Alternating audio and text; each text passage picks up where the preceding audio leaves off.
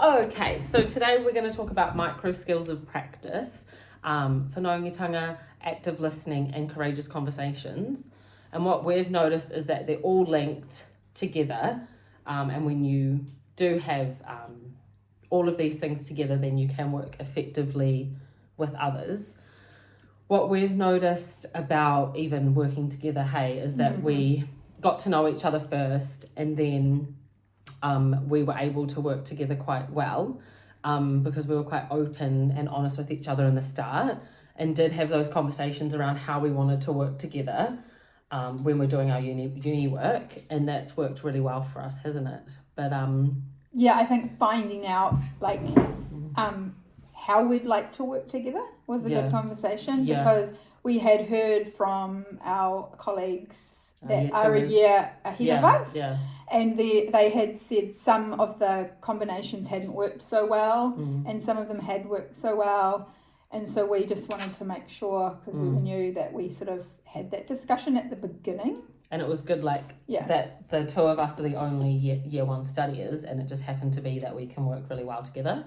And over time, we have now adapted our second lot of, we've changed it a little bit from our first assignment, noticing that there's a lot that we need to get done, and that also a lot of these modules are all kind of interconnected, aren't they? Well, not the module, but the different learning intentions are all connected. So we're trying to do it in a little bit of a different way than when we did PLP.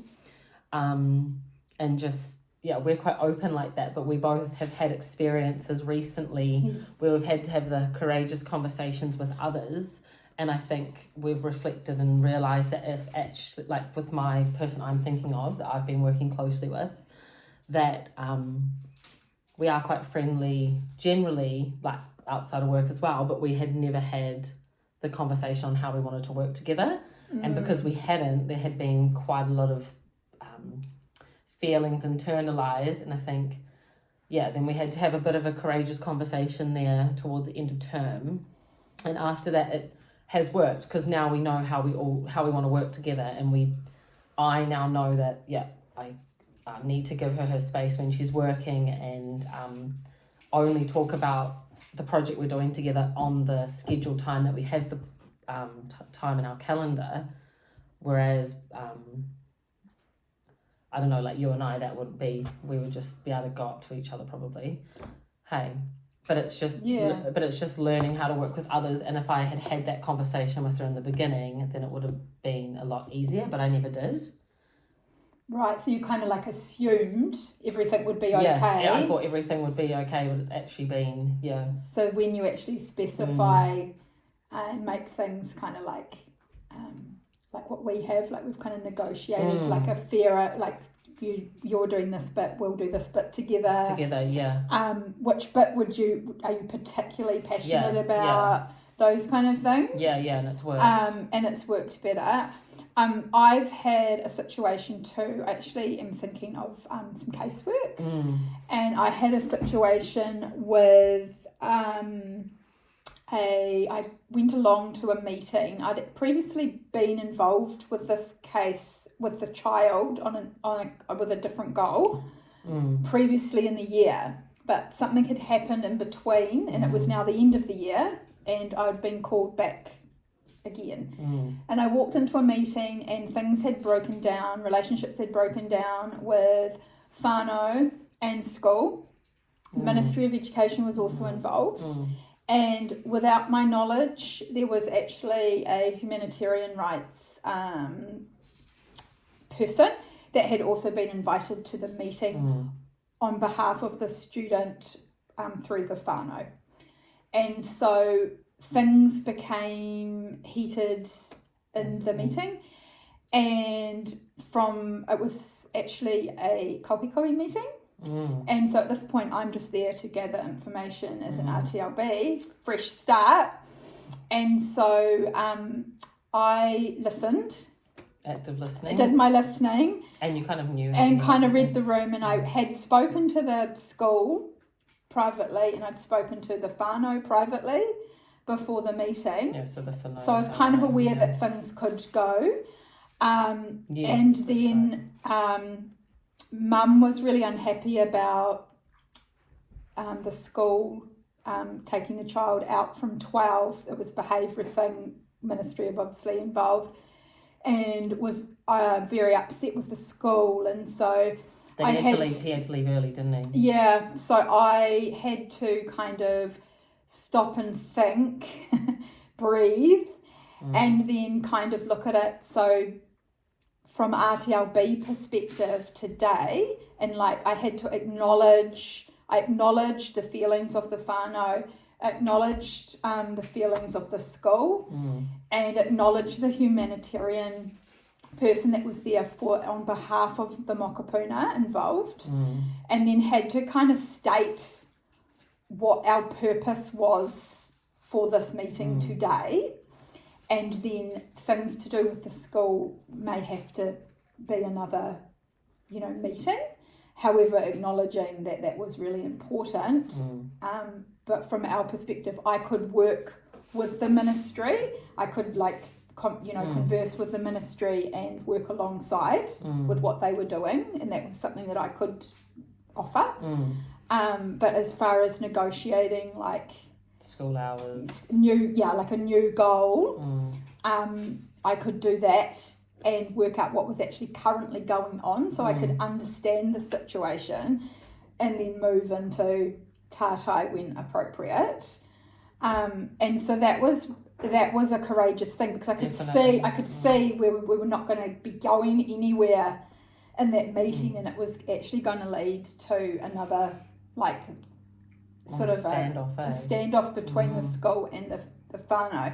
So because I was the middle person, so to speak, I kind of had to be that middle person and then get everyone back on like a collaborative pathway just for that goal of that meeting, and then we would have to go into our different phases, and that was really actually a powerful situation, because as a result of all of that, the parents asked me to stay with that mokopuna, and he actually went to another school, and I've been able to see the success of that mokopuna as a result of that parent actually standing up, and with the humanitarian support, making the right decision, and then ministry didn't have to be in the picture, because he's actually all good now. He's settled, isn't he? And he's happy. And I was also able to talk to the school and keep my relationship, because obviously we have casework and all of that, because I was that peacemaker person, but acknowledging that there was things that they needed to work out together, but it was separately without you. It was a very difficult situation to be in, but we did gather our information, and from the result of gathering the information, the parent was able to make a choice about what she wanted to do next, and it's worked out for him in the long run anyway. But no, definitely thinking on your feet though, you kind of had that whanaungatanga with them anyway, because you'd worked previously with them, so you kind of knew where they were both coming from, I reckon. Yes. You knew the situation, you knew kind of, but I guess it was a bit different when you did go in, because you thought, you left him and he was quite happy, wasn't he? Yeah. But then I think thinking on your feet though, really good with the active listening, and then being able to flick it around like that. Skillful. I thought that's quite skillful. I don't know if I could have done it so well, because it would have been kind of confronting as well, having a humanitarian person there, and then the school being very firm on their beliefs, and then mum being very. And I sort of felt like I didn't want to. I definitely had that feeling of I don't want to upset anybody. However, being courageous about it, actually they needed to acknowledge that they did have a different perspective. But what was most important here was, what are we here to do? Yeah, I think also bringing it back to that's why He Pikaro is so good, because we can bring it back to that, and go. That was the process. Hey, this is the process, and not in a very, this is the process, but looking at it, because otherwise our role, with other certain casework I've had as well with my one, my boy. Yeah. So many things, you can get stretched in so many ways and like kind of be doing almost too much, I felt sometimes. So being able to come back to that and go, okay, hipokoroa, like what are we here for? Who's at the centre? What's our next step? Yeah, and what can we do now? What can we do now, yeah. And what are the next steps? And what does the school need to do separately as well? Because his hours of schooling and stuff, like you can kind of, look at it and go, okay, maybe he needs to be here all day, but that's not actually our decision. Yeah. Is it? Yeah, like those the parents get to make that choice. The parents and the school need to have that conversation separately. Yeah. And then we're here to do that. Do our bit. Yeah. You can be quite a mediator between them, can't you? Yeah, which is another set of skills. Yeah. Which comes back to those coaching skills, I think. Which I had fortunately by that stage been working on. I'd been working on that thing, and I'd been working on them, so I had my little set of questions to go kind of back to that I'd written down for moments like that. Good, yeah. And since then I haven't had a situation like that, but I'm all ready to go, which is and I'm going to use them next time because I know I have, even when you're working even with a teacher and senior management aren't on board. I had that last year. Yeah. And that's quite difficult to be in the middle of that. And then you've got the parents as well. So you've got the parents, the teachers, senior management. Yeah. So how do you navigate that? A lot of dynamics. Yeah. Yeah. But keeping that, again, I think it comes back to keeping the mana of everyone in the room. And we are going to have a lot of courageous conversations. I mean, with colleagues and with schools, Senkos, DPs, parents. Yeah, and you're also definitely going to have meetings where you're not going to know where it's going. So it's just being prepared, and seeing, making sure that you've got everything that you need. Great, super.